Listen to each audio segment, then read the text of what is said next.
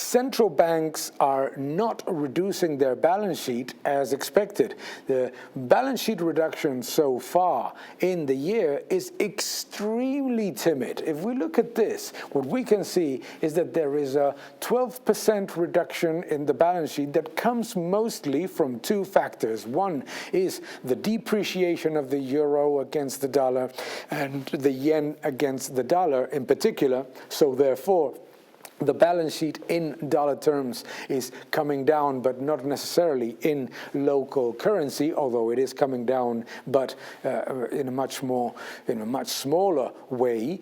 But we have to be extremely careful about this because central banks are being way too slow in reducing the balance sheet after being way too quick at increasing it. Because if you look at this, in 3 months, they increased their balance sheet by 78%. Without any problem. There is never any comment about being prudent when it's increasing massively the imbalances and increasing massively the money supply. But now, money supply growth is coming down quite significantly. Yet, central bank balance sheets are not reducing and money supply in aggregate remains very elevated.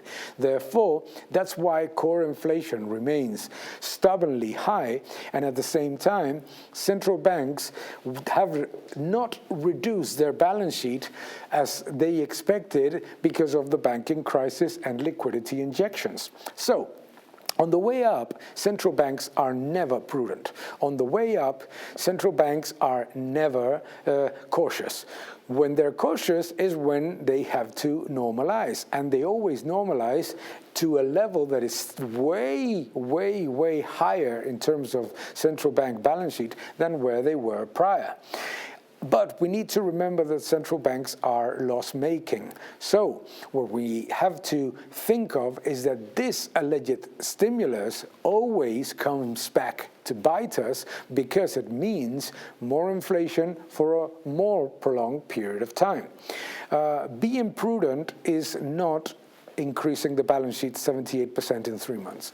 But certainly, this is not necessarily being prudent when what is happening is that governments continue to overspend and to use newly created units of currency, which is inflationary. So, let's see what happens, but certainly the path of normalization is much slower than what many anticipated.